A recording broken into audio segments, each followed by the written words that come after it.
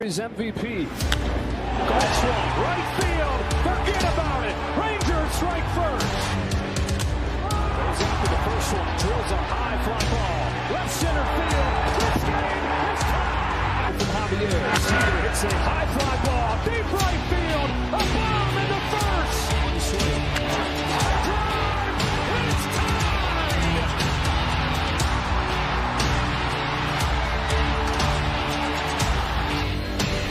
Seager smashes the ball down the line. Goodbye. Now Seager to right center field. Way back there. Gone again. Corey Seager does it again.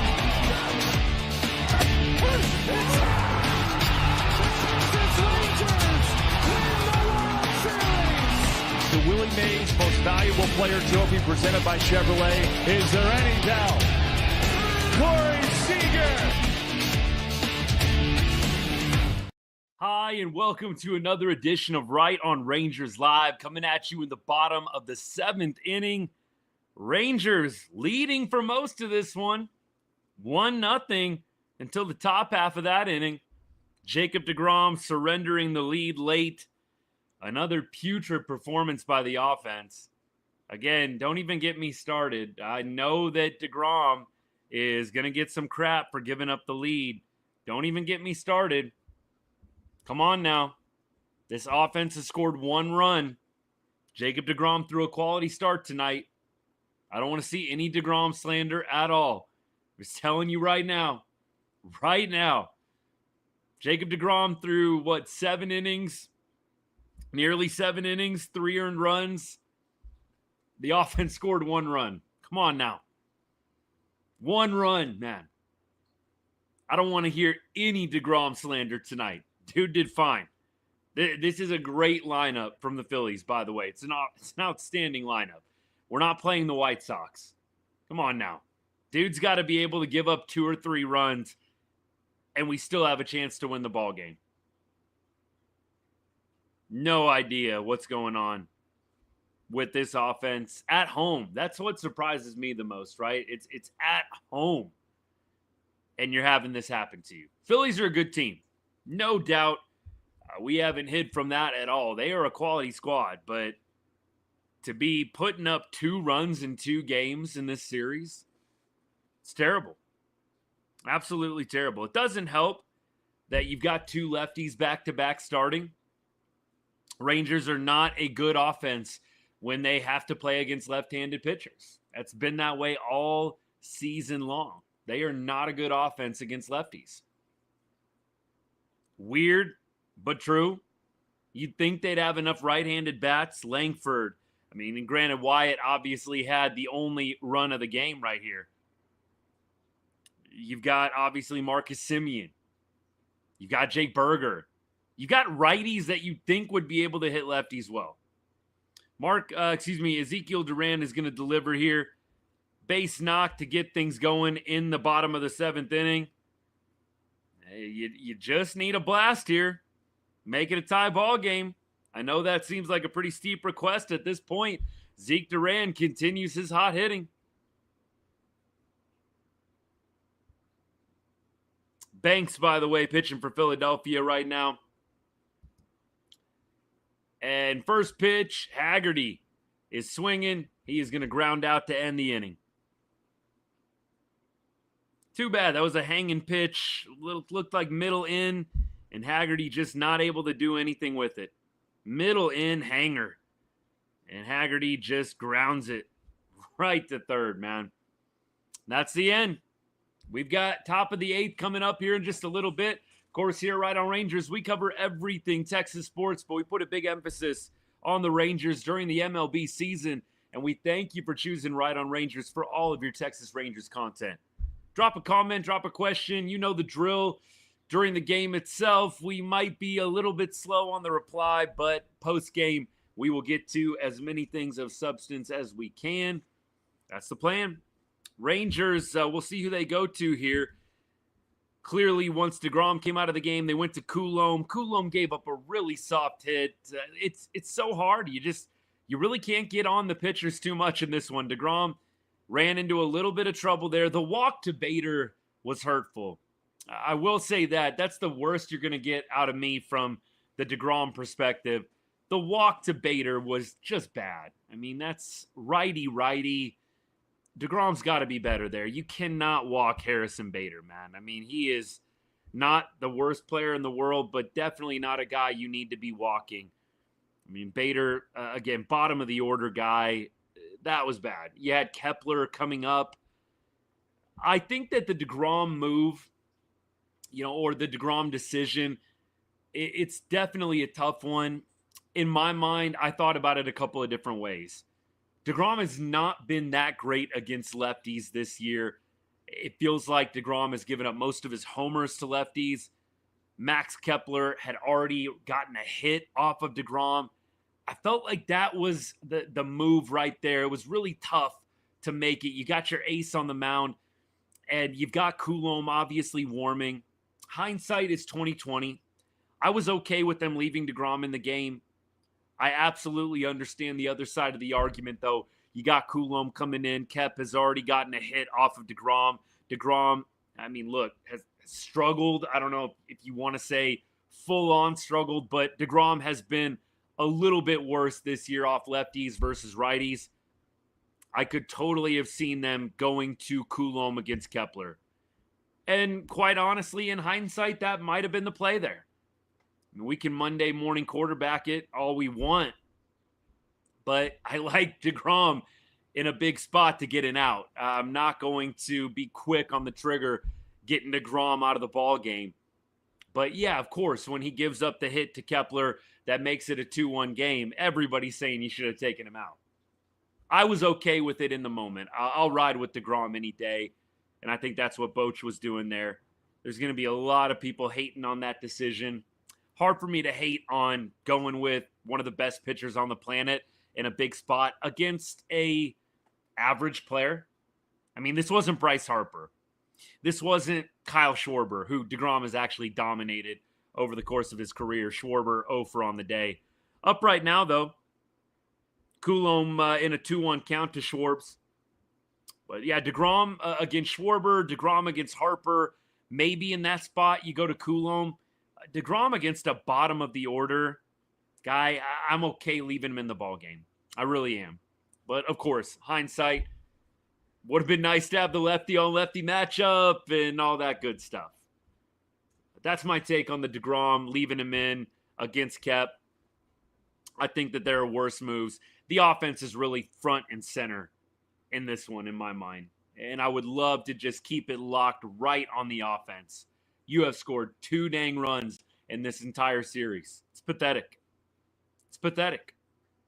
So, look, pitching, deGrom, Coulomb, giving up the 3 runs, nah. You should be able to give up 3 runs and win a ball game. Bochy has said that before. I totally agree. You should be able to 3-run spot and still win a game. We keep going. G-Man, love you too, buddy.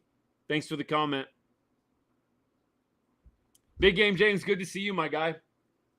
Yeah, I wish I was doing better right now during this one. Mariners are looking good, though, bro. Mariners are looking good right now. Enjoy, brother. It's good to see you. Rangers 3-1 in this one. Schwarber up in a battle with Coulomb right now. 8 pitch coming up. Schwarb's got a hold of one, but yanked it foul. Look, I don't know if I expect anything, Drew. I don't know if I expect anything crazy from the offense. But I will say that is where the blame needs to go. I'm not saying I expect there to be a 7 or 8 run output here. I would expect more than 2 runs in 2 games. But no, don't get it twisted. There's no unrealistic expectation here. There's simply a clear-cut place to put the blame for the loss tonight. And it's not on the pitching. It's on this offense. We keep going. Appreciate the follow, by the way. Thank you so much. Zach, what's good, man? Hey, jealous you're at Globe Life. Wish you were watching a better game. Thanks for tuning in, even though you're out and about, my guy. Really grateful for the support. Yeah, it's frustrating. I mean, look, the offense has had multiple opportunities I can't think of a better one, honestly. I don't know if it'd make a difference in this ball game, but the Haggerty double. Go back earlier in the game, Sam Haggerty leads off an inning. What was that? One of the early innings, right? Leads off with a double. And then you got your two best hitters coming up right after that, and you can't do anything with it. That was bottom 3. So you have Haggerty doubling, you have Seager striking out, you have Simeon grounding out, you have Langford grounding out as well. I mean, that to me was a huge inning where you really could have gotten Luzardo on the ropes, and you didn't take advantage of it. And the Rangers have had a couple other chances as well. The Adolis Garcia getting thrown out at third base, I do not understand that at all. That was a huge moment in this ball game. Look, I don't know if it was Dolly who had the green light there or if it was Bochy putting on a steal, but that was terrible. Absolutely terrible, man. Yeah, look, to me, that is the worst one over Bochy going to deGrom or leaving deGrom in the ball game and not going to Coulomb. By the way, Bochy coming out right now, he's going to lift Coulomb with a runner on second base and 1 out. Appreciate all you guys. Brian, yeah, I'm with you, man. You would think that there was some way they could have improved the offense. We talked about it on the show last night. I really do think they said to themselves, this offense might be unfixable. Now, that doesn't make us feel any better, but I really do believe that was the mentality in the front office. The offense is a little unfixable. There's not one hitter out there at the deadline that is going to make this offense better, so let's just triple down on pitching. Maybe I'm wrong on that, but that is what I surmise, and I think maybe some of the guys on the market, some of the hitters out there were overpriced. You had a few guys that I think were having great years that would have been worth acquiring, but it was a seller's market. That's why they talked about Adolis Garcia being off the market. The Rangers were obviously maybe dangling him out there a little bit when they weren't firmly in a playoff spot or at least close to it. But once Adolis came off, they talked a lot about how the hitting market was thin. And yeah, you had the Yandy Diaz's out there. The Angels weren't trading Ward or anybody like that. Yes, O'Hearn and Laureano were on the market. I like those guys. I don't think that they're bad hitters. I don't know how big of a difference maker they would have been. Now, maybe if you go get 2 or 3 of them, sure, but just Ryan O'Hearn in a vacuum, I don't know that Ryan O'Hearn alone makes this offense a whole lot better. I really don't. You guys let me know. Look, if you disagree, it's all right. We welcome the disagreement sometimes here on the show. Like, this doesn't have to be an echo chamber. But I just really don't know. Does Ryan O'Hearn, just him, adding him alone to this offense, suddenly make it a juggernaut? Makes it a little better, maybe? And I know some of you guys kind of came back at me and were saying, well, the runners in scoring position situations. You kind of have to get a little bit fortunate. Like, if you go get Ryan O'Hearn, for example, you just don't know if it's going to be him coming up in the runners in scoring position situations. You just don't know how a game is going to go. It's kind of hard to play it that way. I think the Rangers are 2 or 3 bats away. I don't think they're 1 bat away from being a good offense. You guys let me know what you think, if I'm way off on this one.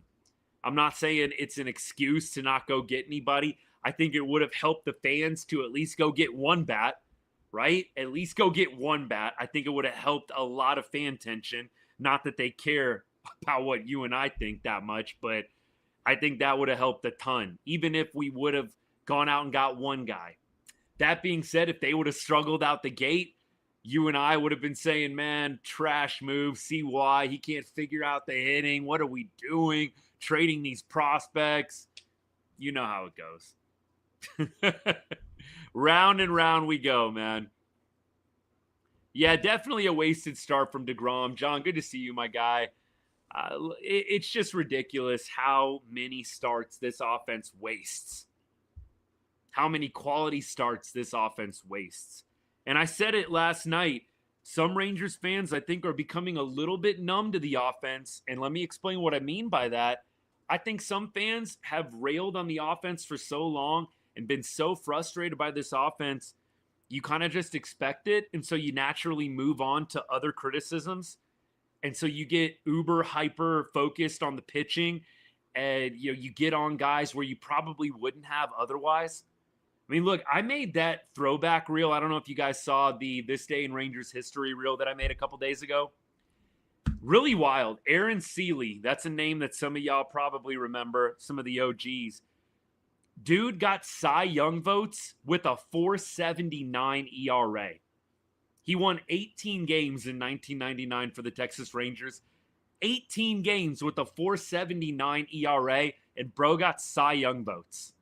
With a 4.79 ERA. I can't even believe that. This is the kind of history that I love diving into, by the way. But look, it just goes to show you have a good offense. The pitching looks a lot better. You have a bad offense, the pitching gets so much more scrutinized. It's wild. We keep going. You see what else I missed here? Yep, Natalie, what's good? Offense can hit. They can't get runners on it. And so just can't hit in big moments, right? Can't hit in big moments. Armstrong is going to turn the double play, and the Rangers are going to get to the bottom of the 8th inning. So if all lines up, you are going to see Duran. Not quite yet in the bottom of the 8th. Maybe if there's potentially a 4-out save situation. So it would appear prudent to at least get 1 run back, preferably 2, before Duran comes in the ballgame. Let me keep rolling here. Appreciate all you guys. Perfectly fine overpaying for Kelly. Why not just take that chance on a bat instead? I'm sure Rocker could have done the same last night. Look, Rocker probably could have gone 5 walks last night. Merrill Kelly did not have a good outing in his Rangers home debut. Look, it's at this point, you make a fair argument. I can't refute it. I think 1 bat would have helped a lot of fan tension. I really do.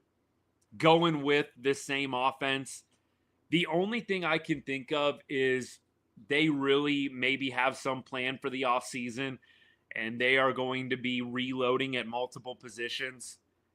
That's the optimist in me, Brian. I don't know how true or accurate it is. It's just a gut feeling. It feels like you held off at the deadline. It feels like you're going to reload in 2026 and maybe go out and get some guys on the offensive side and spend some real money. Maybe I'm totally off base with that, but it just feels weird. You don't go out and get any bats at the deadline, and then in the offseason, you don't go sign anybody either. It feels like they are wanting to maybe hold off on trading away the farm capital, potentially hard reset at multiple positions, and go get some free agents. That's what I've got to hold on to hope for not going and getting anybody at this deadline. Okay, where are we after we get swept here? Think that says it all. Can't beat a top-tier teams. We can stop the playoff talk. I'm not there. We beat the Yankees 2 out of 3. Yankees are going to go to the playoffs. Like, we've beaten some playoff teams. We beat the Astros 2 out of 3. Like, TLC, I'm not going to go there with you. Green Arrow, I don't think you can say that, man. You don't even get that privilege with where the Angels are at right now. Come on, buddy. The Yankees aren't good as they're in a playoff spot. Like, I'm not even going to go there. If you're in a playoff spot, you're a good team. Simple as that. Are you an elite team? Okay, maybe we can argue that. I'm not even going to go there. I'm not going to argue good team, not, in a playoff spot at all. Good team in a playoff spot. That's stupid. We can argue elite. We can argue the best of the best. I'm not going to go back and forth in an asinine argument whether a team in a playoff spot is a good team or not. That's stupid.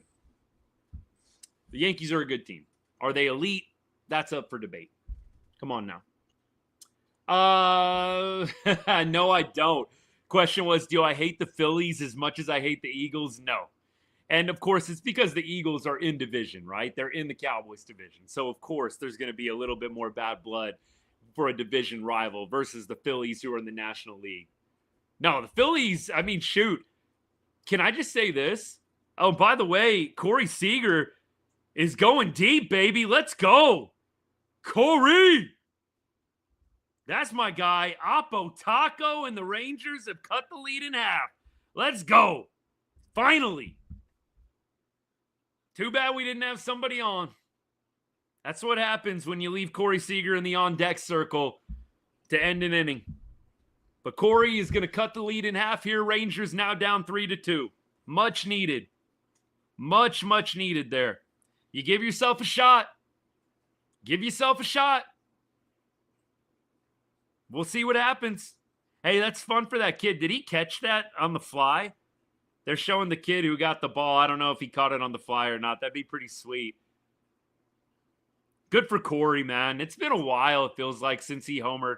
Maybe not, but it just feels like it's been a hot minute since he went deep. Good for him, man. Good for him.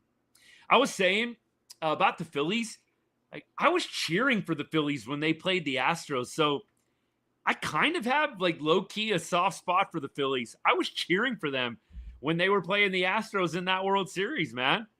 Like, fervently cheering for the Phillies. Simmy's going to put a charge in one, but it's right at the left fielder, man. That's how it's gone a little bit for the Rangers, just right at somebody. Not everybody on the team, but there's multiple Rangers that just hit into bad luck. Corey was one of them for the longest time. One out here. Marcus Semien, again, line out here. Ball one. And look, Wyatt Langford obviously driving in the first run of the game. Would love to see him hit his first home run since July 11th here, man. That would be sick. That'd be sick. My goodness. Yeah, again, going back to the Phillies against the Stros, I would have absolutely loved for them to pull that off. I felt like my own team lost when the Phillies lost that World Series. I'm not being overdramatic. That's how badly I did not want the Astros to win that World Series. And Phillies fans, if you're hanging out, I'm not trying to rub it in. Trust me, I suffered with you in that World Series. So I got to say, I've got a little soft spot for the Phillies. I have zero soft spots for the Philadelphia Eagles. Wyatt is going to crush one on the ground and barely thrown out at first base, man. Great play. Great play at the hot corner. Sosa. Don't know much about him. Obviously, don't watch a lot of Phillies baseball, but that's a slick play. He's made a couple of them. Potential game-saving play. Wyatt might get to second base if that gets past him, especially if it deflects in any way. It's a big out. 2 outs now. And you got Jungle Cat up right now. He's going to take strike one. I talked about this in the Discord. Anybody else annoyed that Fox has gone away from the strike zone?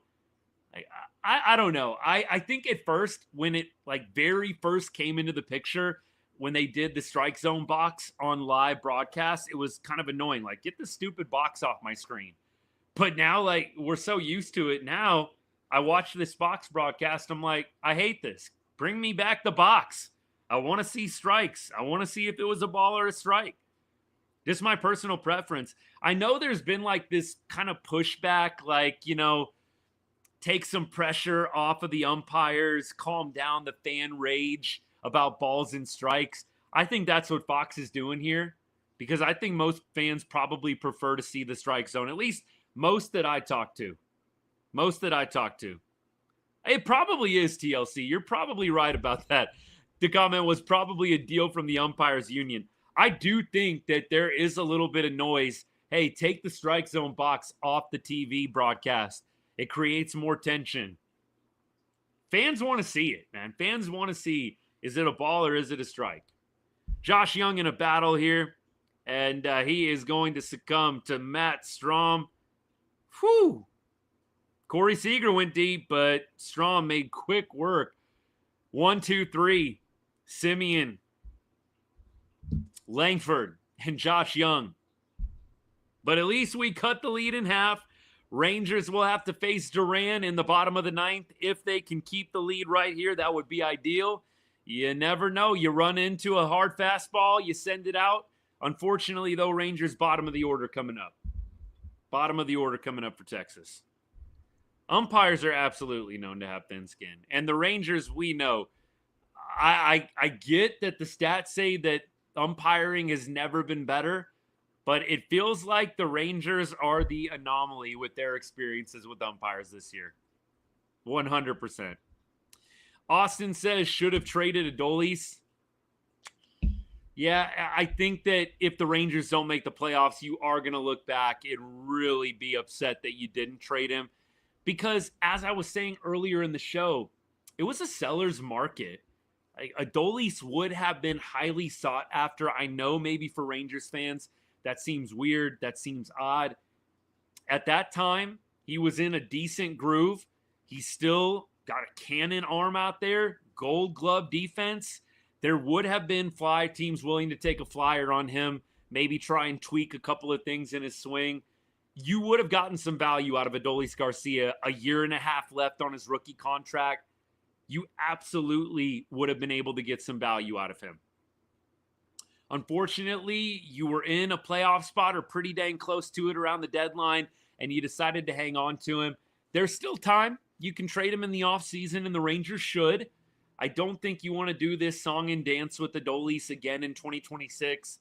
I'm hot one week. I'm ice cold the next week. I really don't want to do it again in 26. And Adolis might give us some beautiful moments down the stretch here in 25. I hope he does. I'm not willing to go through another year of just ice cold at times from my cleanup hitter. I've got to get somebody that's more consistent. I don't know who it is. I don't know if it's going to be from within. I don't know if it's going to be a free agent trade, but I would think that the Rangers would be looking to try and get a little bit more consistency from the heart of their order next year. I would expect, Ben, you're right there. We'll probably see Jock, Tellez, definitely see if they can run into a fastball. Wouldn't that be something? Jock Peterson ties it again in the ninth. I'm speaking it into existence right now. Man. I don't even know, TLC, I don't even know if he can do that. In fact, TLC, I'd make the argument if he does end the year on a heater, out number one, by the way, Bader retired by Armstrong, line drive to center field, Langford there. If he does end the year hot, if Adolis Garcia catches fire, you could make a stronger argument, trade him. He ended the season on a heater. That's the last image everybody has of him. Trade him while the value is at its peak. So for me, I don't think that there's really any scenario where he will stay if the Rangers are interested in doing good business. I think you do a hard reset. It hasn't worked 2 years in a row. So you do a hard reset at right field. I think you need to do a hard reset at catcher. I tweeted it out during the game. It would be a beautiful thing. It's like number one on my wish list. Maybe besides Kyle Tucker, could we get JT Realmuto in Ranger red, white, and blue? Could we please get JT Realmuto in Ranger red, white, and blue? Free agent next year. I would absolutely love to see that man in Texas playing in Arlington for 81 games. Dude snipes every single base runner. I mean, it feels like it. Rangers, what? How many times do we get thrown out? 2 or 3? I would love to go get JT Realmuto. Broken hit. We got a guy who can actually hit that plays a good catcher behind the dish. Let's see it happen, man. Hey, and like I said on the show last night, you're so invested in pitching. Get a good catcher. Get a good catcher. You're this invested in pitching. You love good pitching. You love depth. You love elite. Go get you an elite backstop. Makes perfect sense. Perfect sense. I know he'll be 35, McJ. I'm not saying you got to give him a 10-year contract. Pay him 3 years. Pay him 3 years. Give him, I don't know what he's going to be asking for on the open market. Give him a 3 or 4 year deal. I mean, at this point, I don't know where you're going to turn to a catcher if it's not him. Maybe you're just going to keep doing this song and dance, getting a mediocre bat and, slightly above average defense and calling it a day. Cowboys, do we just score? Milton to Fairweather for a touchdown. All right, Milton getting a little touchdown pass. There we go. I'm keeping my eye on the Cowboys preseason. I told y'all last night, I don't get much into the preseason. I pay attention to the stats and who's doing well, who's not. I like to watch the highlights. I don't sit there and watch preseason games, though. I'm not going to lie to you guys. I'll watch the condensed game, the highlights that they put out on YouTube afterwards, kind of get a feel for who's doing well. But I don't have any intention of spending 3 hours watching a preseason game, especially when the Rangers are playing. But I am excited for Cowboy season to get started up, 100%. Trade away Heim. Heim might be a non-tender. I don't know who is going to be interested in him. You might be able to trade Heim for like cash considerations. I don't think you're getting anything of value for Jonah Heim. You guys disagree? I think the best trade you could do for Jonah Heim would be cash considerations. I don't think any team is going to give you like a prospect for him. Could be totally wrong on that. I don't see it happening. McJay, that's what my thought is. Maybe 2-year deal and you do like mutual option. The option game is so trendy right now. I mean, it always has been, but I feel like you see these options all the time in contracts now. Mutual option, player option, club option. There's always an option at the end of these contracts. I think you do a 2-year deal and it's maybe a mutual option for the 3rd year, 2029, whatever it would be. That would be great if we could pull something like that off. Now, that being said, I have a feeling that's strike 3, by the way, and that was painted. I don't know what the complaint is here. That was freaking painted, man. So, yeah, little crow eating going to happen afterwards. Edmund Sosa called out on strikes.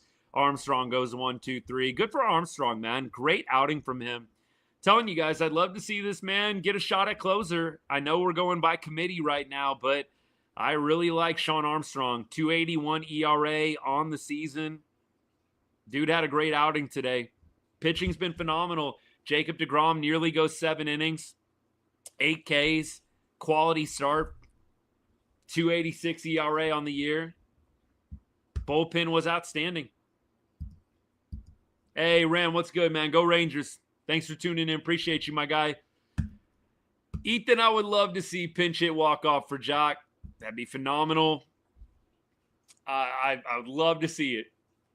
You guys will see a reaction, that's for sure. Schumacher is the right guy to take the helm after Bochy. Yeah, I do feel pretty good about Skip if the Rangers decide to go that direction. If Boch is done coaching, I think Skip makes a lot of sense. He's been in the organization. He was coach of the year for Miami a couple of years ago. He's very well respected around Major League Baseball. I do think that Skip would be a good hire. I don't really want to start fresh. I don't want to hire another Chris Woodward. No disrespect to Woody. I don't really want to do the hire young, new, trendy guy. I'd much rather hire a guy with at least some experience. Skip obviously played with the Cardinals for many years. He's got that major league experience as well. I think he is definitely kind of the no-brainer choice, honestly. But we'll see. Maybe they are going to go a different direction. I don't know how it's gone behind closed doors with Skip in his advisory role, but I would like to think that Skip is the next guy that's going to take over. And I think you lost out on Venable. It makes a lot of sense. Don't lose out on Skip Schumacher. Yeah, Caden, I'm with you. I don't want this new trendy coach that, has never coached a day in his life in MLB. And you know what? We're just going to throw crap against the wall and see if it's – I don't want that, man. Come on. Go get a guy that's got some experience. Skip is a manager of the year. He's in your organization. I honestly think anything else would be stupid unless Skip decides he doesn't want that job. All right, here we go. Adolis Garcia takes a fastball right down the pipe. What are we waiting for, Adolis? Adolis, what are we waiting for? 98 right down the pipe, baby. I know you're trying to take a pitch. Come on now. Middle, take. What are we doing? Looks like Adoli's got a little fortunate. Should have probably been strike 2, but it's 1-1. Looked like that one was right there on the black. But look, Dolly in a 1-1 count. Jock Peterson in the on-deck circle. Adolis is going to wave and miss at a pitch that was pretty filthy. Splitter on the outer half, man. This Duran is good, man. Duran, he is good. I don't know how you hit this guy. I really don't. I'm not just saying that. Like, you watch this guy pitch. 102 up and in. Dolly fouls it off. This guy is a pitcher, man. I mean, he can throw it hard, but he's got some filthy stuff. Dolly going to take ball 2 here. That was close. I don't know. That was close on the check swing.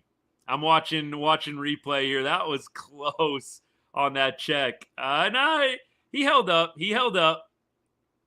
Woo! Okay. Duran taking a little timeout here. Duran taking a timeout, I guess. Just get on, Adolis. Come on, baby. Get on. I'd love a game-tying bomb. Back-to-back homers for the win. I'd love that. But look, against Duran, I think we might have to keep our expectations a little reasonable here. Just get on base. Get on base, baby. Here's the pitch. Another foul ball. 101. High cheddar. Dolly's hanging tough. Quality AB from him. Don't know if it's going to end successfully, but you're making Duran throw this many pitches in 1 AB. It's good stuff. Pitch number 7 incoming.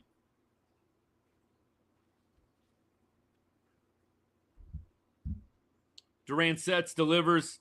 Ground ball up the middle. Are we safe? Is he safe? That was close, man. I'm shocked that he wasn't safe. I'm not saying he wasn't hustling, but that ball was bouncing forever. I really thought Dolly was going to beat that out. He's running hard the whole time, man. Shoot. Let's see. Here's the replay. Yeah, he's out. Half step. Barely. Barely. It's a great play. Rangers are challenging, but it's not going to matter. He was out by a half step. Should be confirmed pretty quickly here.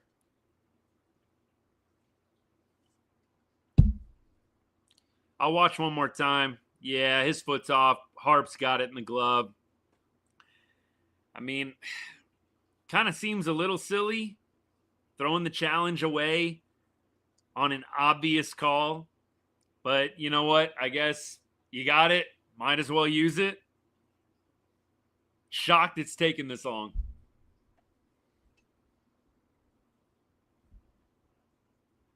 Here's the call. Confirmed, out. Jock Peterson. It's up to you, baby. To be fair, Rangers have 2 more outs left in the inning, but sure would have been nice to get that first guy on. Sure would have been nice. Come on, Jock. Come on, baby. That's what I'm saying, TLC. Like, I don't know why they burned it. You might have the very next pitch might be something that you need to challenge. I don't know about that. I don't know about that. Pitch number 1, ball looked like it was pretty close, but slightly high and outside to Jock Peterson. 0 for 1 in his career against Duran. 101, man. 101. We keep rolling.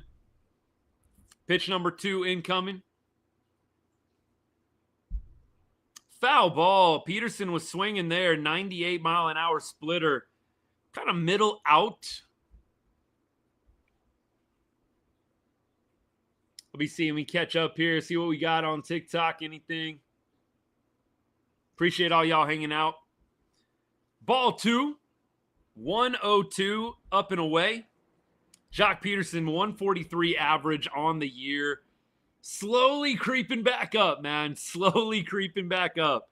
Good for Jock. He's going to foul off one here, and he is down to his final strike. He's getting some pitches to hit, man. For all y'all watching on X and YouTube, you're seeing the game day right now. He's getting some pitches. He's getting some pitches in the zone. Just not able to catch up. He was on top of that one. And Jock is going to go down swinging here, unfortunately. Was not a strike, but that splitter just bottom drops out, and Rangers are down to their final out. Oh, that was the knuckle curve. My bad. I looked away for a second. Knuckle curve. Yeah, that's tough. You go from 102 to an 89-mile-an-hour knuckle curve. Jeez. Yeah, it's hard to fault Jock. This dude is just so good. All right. Here we go. Final out. Duran up. That would be nuts if Zeke Duran ties up this ball game. Or sorry, it's Smith. My bad. Smith is up right now. Strike one. Ugh. 0 for 2 in his career against Duran. Ball. And we have got a 1-1 count. Appreciate all y'all hanging out. Again, after the show, we'll get to rapid fire comments, questions. If I missed something, feel free to copy and paste again. Kyle Tucker Ram would be outstanding in the offseason. Outstanding. Would love it. Hey, appreciate the gift. Thank you so much, Lee. Love that gift too, man. Love that cowboy hat. All right, we got a 1-2 count here. Strike on the outside corner. It was there.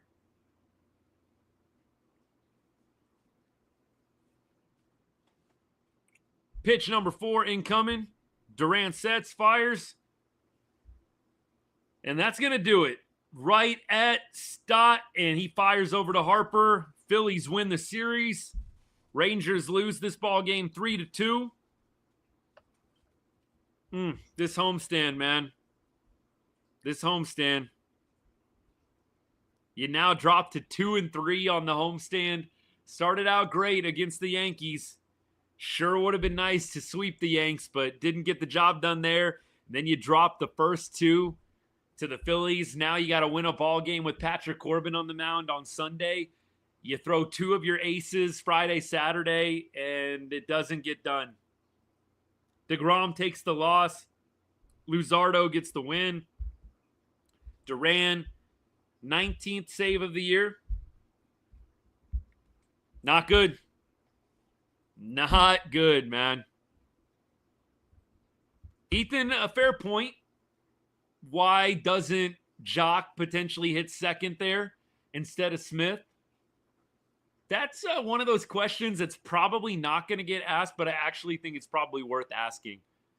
Why didn't you go Smith first? Allow him maybe to get on base.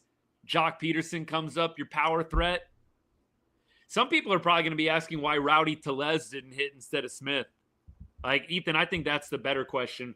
Why didn't you hit Tellez there? You want a power option that can win the ball game, or that can at least tie the ball game. I'm a little surprised with how hot Rowdy Tellez has been. I mean, Rowdy Tellez over his last 15 games has like a 900-plus OPS. I'm not sure why you're going Josh Smith there and not Rowdy Tellez. And Ethan, look, if you are going to go Smith, I think your point's valid. Hit Smith first. Hit Jock Peterson second. But I would have much rather seen them go Jock Tellez back-to-back. Rowdy Tellez has been one of the best hitters on this Rangers team over the past 2-3 weeks. Josh Smith, there's an argument he's been one of the worst hitters on the team over the past 2 or 3 weeks. Don't really understand that. Don't really get that. Fair enough, but still. TLC, I think you got to go Tellez over Smith there. There's no denying Rowdy Tellez has been, I think him and Duran, honestly, it sounds weird to say, Rowdy Tellez and Ezekiel Duran have been the 2 hottest Rangers hitters over the past 2 weeks. Yes, it does, McJ. I honestly think that we have one more year with Chris Young. If the Rangers don't make the playoffs a third straight year, I think they do probably move on from CY.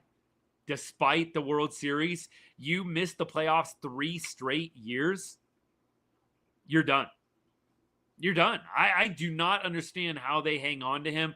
I know every general manager gets a rebuild, and so maybe CY is going to get one rebuild, but I don't know how you're not on the hot seat if you miss this year and you potentially miss next year. I think CY gets definitely another year, and they might give him a rebuild. They gave Daniels a rebuild. I'm not going to be surprised if Chris Young gets a rebuild. I hope that they don't go there, but if you miss the playoffs again next year, you might have to think about something like that. Sad to say out loud, it really is. The championship window is now, though. It is. It's now. You've got deGrom, you've got Evo, you've got Merrill Kelly, you've got Corey Seager, you've got Marcus Semien. The championship window's now. It is frustrating to watch this team underperform. It really is. Exactly, Zach. You're wasting the top ERA in baseball. Ethan, I'm with you. I thought, and I told you guys, my prediction was they were going to hold on to Adolis. Then some people were like, dude, you're mixing it up. You're flip-flopping. I thought you wanted to trade him. I think that trading him would have been the best thing to do. It was a seller's market. I just didn't think the Rangers would trade him, and they didn't. I said if the Rangers are even close to a playoff spot, they're not going to trade Adolis. Looking back, trading him probably would have been the best thing to do. And honestly, you could have made it work in the outfield, in that right field spot. You could have made it work. Whether it's with Osuna, whether you put Cody Freeman out there. I know that Cody's been working out in the outfield a little bit. Whether you try and deal with Josh Smith out in the outfield, you could have made something work. Can the Rangers win the World Series? Of course. But it's not looking good. It's not looking good at all. Was anybody else like Ethan? Ethan says, I was so pumped to see Adolis traded to the Mets. Look, I'll tell you this. When I got the tweet, Adolis to the Mets, I wasn't shocked. I wasn't freaking out. I kind of said, wow, like, I can't believe that they actually did it. But I was totally mentally moving forward with it. And if I ever get that notification in the offseason, Adolis traded, like a part of it will feel a little surreal just because of how big he was in 2023 for us. But again, not anything that is going to have me crashing out. And when I saw to the Mets, there was zero overreaction from me. It was like, wow, they really are serious about doing good business here. They're going to get something nice for Adolis, and they're just going to let it roll. Honestly, it's probably what they should have done.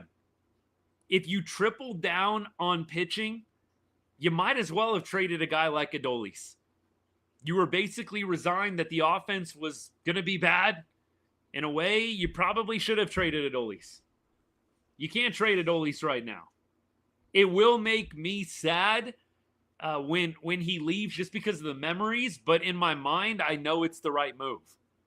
It'll be like, you know what? It's a chapter that's ending, so I'll get a little sentimental about it. Go watch some 2023 highlights, but it's 100% the right baseball move to trade Adolis Garcia. We can't trade him now. I mean, you can't trade him now. At this point, with the new rules that they established like 5 years ago with the waiver trade deadline, you can't trade Adolis any longer. Jock trade, but it wasn't a trade. It was a free agency acquisition. You can call it one of the worst free agency acquisitions, that's for sure, if it doesn't end up working out. We keep going.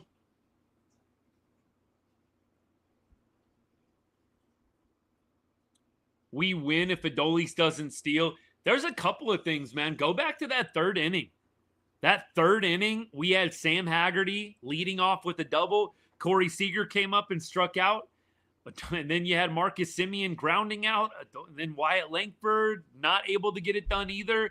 You had a leadoff double in the third inning. could have gotten Luzardo on the ropes. You didn't take advantage. How many times have we done that, though? Runner on second, nobody out. Runner on second and third, nobody out. Can't get the job done. Luzardo giving up only one earned run is wild. Absolutely wild, man. First inning, really, though, Frankie, you bring up a good point. Like, the first inning, you needed to tack on there. You got Wyatt Langford, one out, single to center. You needed to tack on in that first inning. And not able to get it done. Josh Young comes up, can't get it done. Adolis Garcia comes up, can't get it done. Ethan, tough for me. I'm not going to lie to you guys. I don't feel awesome about a win tomorrow. You guys don't hear me say that a lot. I don't feel great about a win tomorrow, just with how the team's playing right now. Baseball's a weird sport. The Rangers could easily get a dub. But you got Pat Corbin going, who's been solid, but Pat's going to give up a few runs. I doubt he's going to go shut out tomorrow against the Phillies. And look, with the Phillies offense being the way it is, I don't know who the Phillies are throwing tomorrow. I'll look that up for you guys real quick. Does anybody know who's throwing tomorrow for the Phils? Let me know in the chat.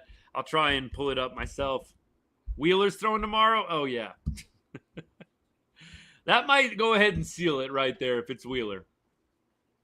I don't feel great about tomorrow. I'm not going to lie to you guys. You don't hear me say this. I've probably said this. Maybe I can count on one hand how many times I've said this going into a game. I don't feel great about tomorrow. If it was Evo, if it was maybe Kelly or even deGrom, I might feel a little differently. And it's not even about Pat Corbin. It's just that he's going to give up a couple of runs. He's probably going to go 5 or 6 innings, 2 or 3 runs. But this offense can't score. Yeah, agreed. They've got to go on a heater. Got to go on a heater quickly. I don't think it's going to happen starting tomorrow. Just upsetting, man. You had Kelly, deGrom back-to-back. Both winnable games. The game was right there for you Friday night. It got away from them at the end in the 9th inning. The game was right there on Friday night. The game was right there today. Jeremy, I'm with you. There's not a lot of clutch moments this season. Not a lot of clutch moments. Bring the brooms out? Possibly. Likely, I would say. Likely. Phillies, look, like I said, for the Phillies back when they were in the World Series against the Astros, I absolutely was shearing my heart out for those guys to get it done. That being said, I've been on the record multiple times saying I don't know if this Phillies team is going to get it done. I just don't know. They've got a number of years left to do it. This is probably their last ride. Real Muto free agent, Schwarber free agent, unless they can re-sign both of those guys, and I don't know if I can see it happening. This feels like the Phillies' kind of last opportunity. I know Phillies fans don't want to hear that, but objectively, I just don't know. It depends on the free agent market next year and what they can do. But I don't know. I kind of feel like when they got knocked out by the Diamondbacks in 23, and then you got knocked out last year as well, kind of feels like this core, just don't know if they're going to get it done.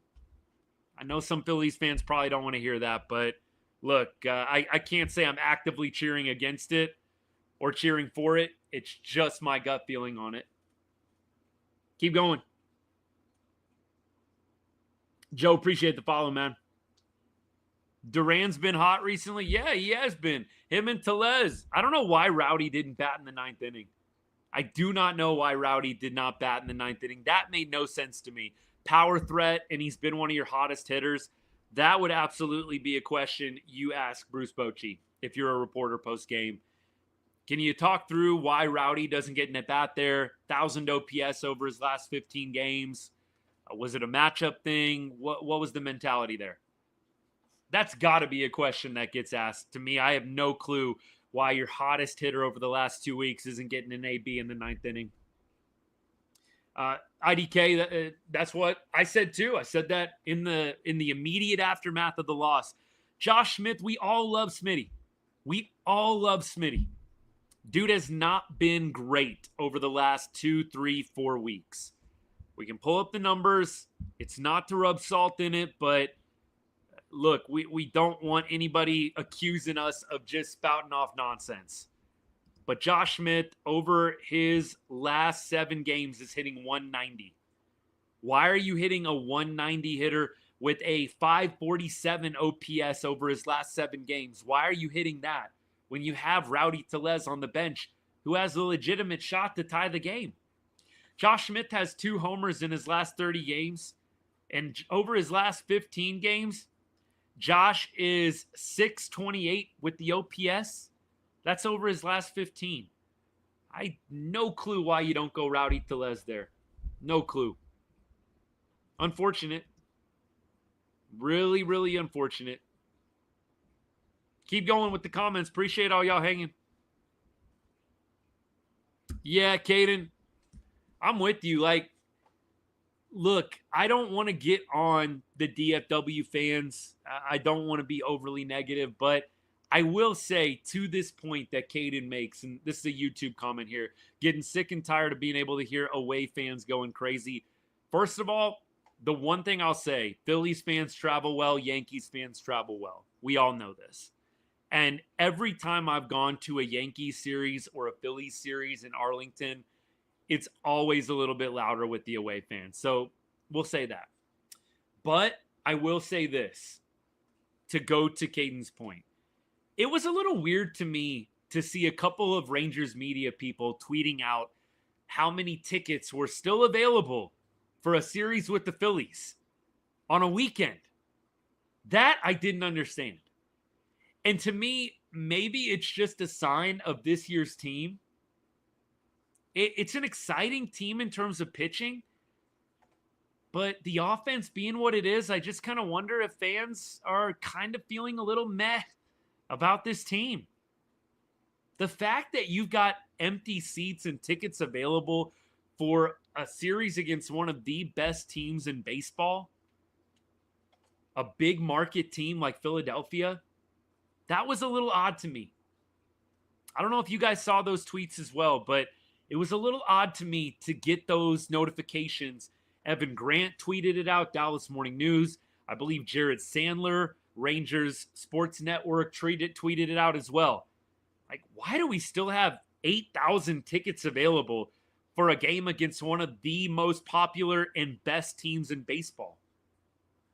Didn't make a lot of sense to me, especially on a weekend. It's a weekend. Like, I get it. If we were playing the Phils in a midweek series, you know, Monday, Tuesday, Wednesday, I kind of get it. We're not. We're playing a weekend series here. I don't know. That didn't sit great with me, but I didn't really want to harp on it because, look, I kind of thought maybe a bunch of tickets will get bought up and it'll be a sellout at game time. But seriously, yeah, Ethan, look, I think this might be where it's at right now. The point Ethan's making here for all y'all on TikTok that can't read the YouTube comments, not going to lie, me and my wife won't go unless it's playoffs or they already made it, not spending money unless they're great. I do think that there is a little bit, and this might be video content. I might make this my next short. We'll see what happens. I always have like about 5 or 6 ideas spinning around. I might have to think about this one. I just don't want to be that negative voice that stokes more flames, but it is a little bit disappointing. But I do think it is a sign of how fans feel about the team right now. You've got great pitching, but what do fans really want to see? Let's be honest. Those of us that love the game, we love watching a good pitching duel. I love it when a pitcher's dealing. When Jacob deGrom is painting, when Nathan Eovaldi is painting a masterpiece out there, it's beautiful. But let's be real, the casual fan wants to watch offense. And when your team is only scoring 2 runs in 2 games, meh. That's what I think. It's where I think it's at right now. Adolis take the wrong route on the double from Kepler. Ruben, I kind of had that thought a second, but I don't know how much of a difference it would have made. Maybe they keep it a tie game, but I don't know. Mick J, I'm with you. Like, you would think, got to sell these games out. You're playing one of the biggest brands in baseball, the Phillies, East Coast team, one of the best records in the game. If you're not going to sell out the Phillies on a weekend, when are you going to sell out? I guess maybe Houston. I'm sure Houston will get a big number just because of all of the Astros fans in Texas itself. You know, there's Astros fans obviously in the DFW area, but still. Yet, Natalie, I don't love the people that go over the top. Look, a bunch of y'all have been around for a while, and I know how it works. After a loss, we immediately just get in our feelings about it, and I get it. But I know some of y'all, and after a little while, we cool off, we get positive, and we flush it, and we go to the next game. But there are some legitimate people that seem to just love when this team doesn't do well.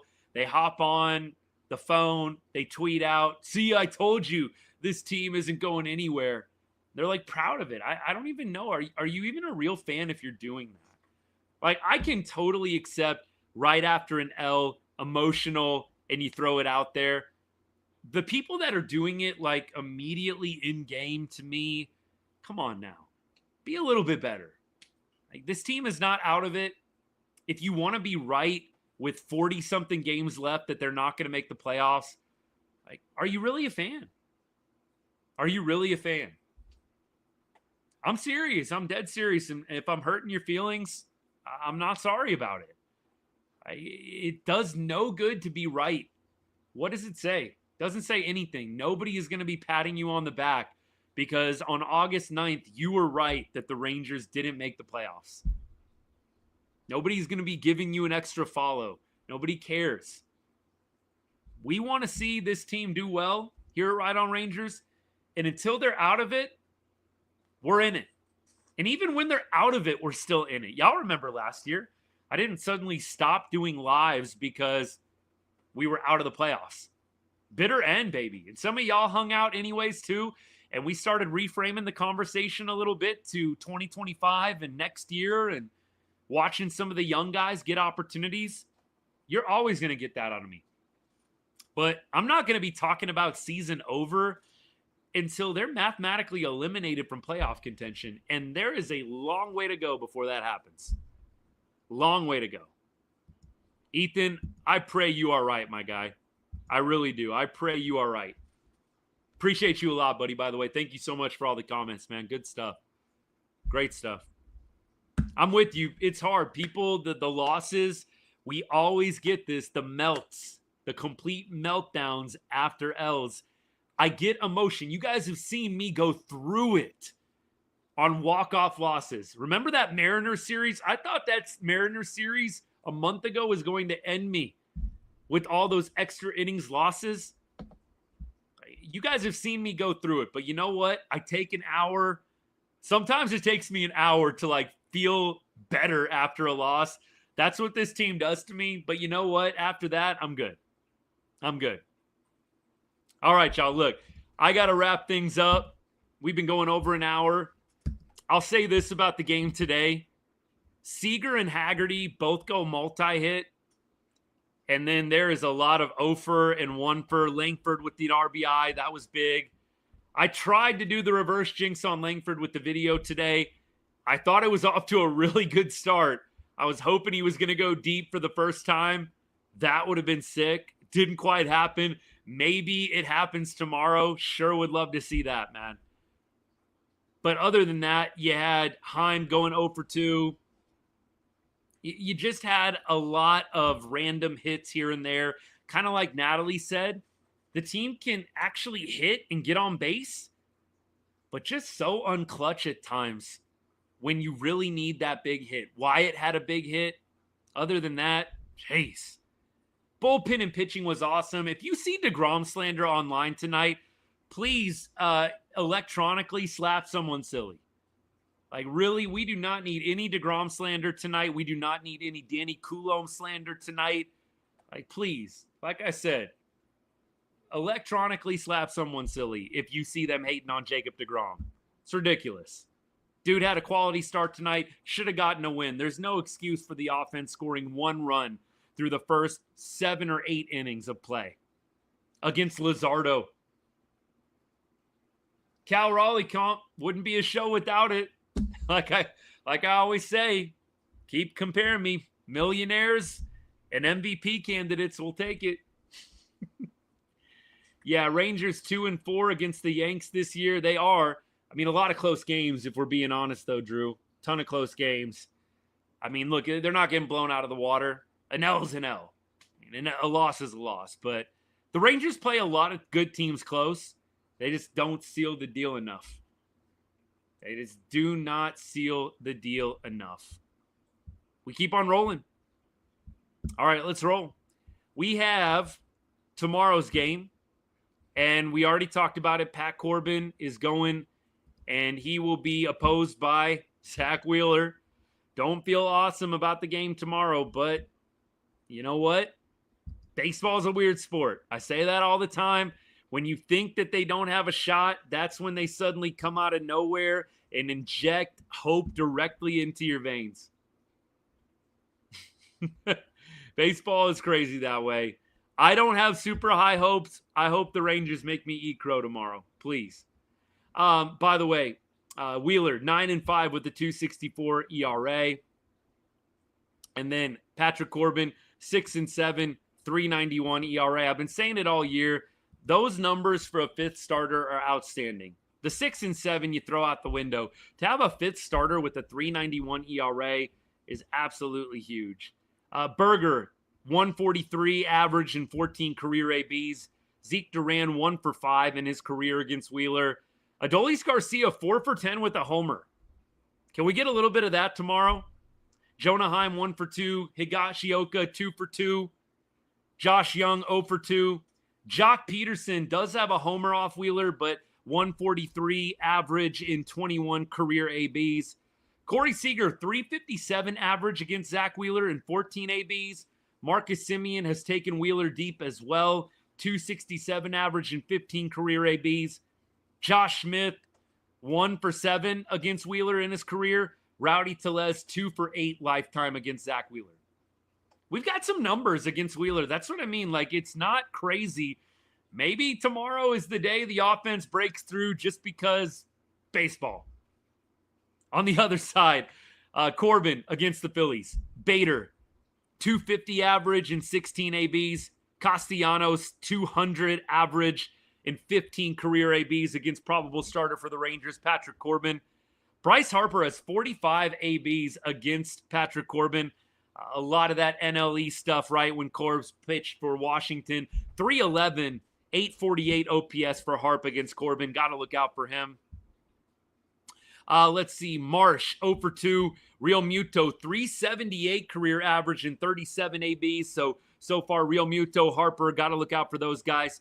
Schwarber, 286 with 2 bombs. So Real Muto and Schwarbs, 2 bombs apiece against Corbin.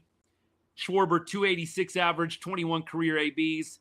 Sosa, 2 for 3. Stott looks like 5 for 13 or 4 for 13.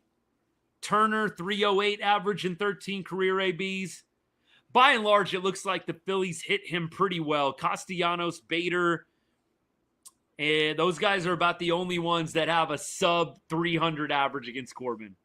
So Rangers are going to have to come to play with the bats if they want to make an impact. We'll see how it goes.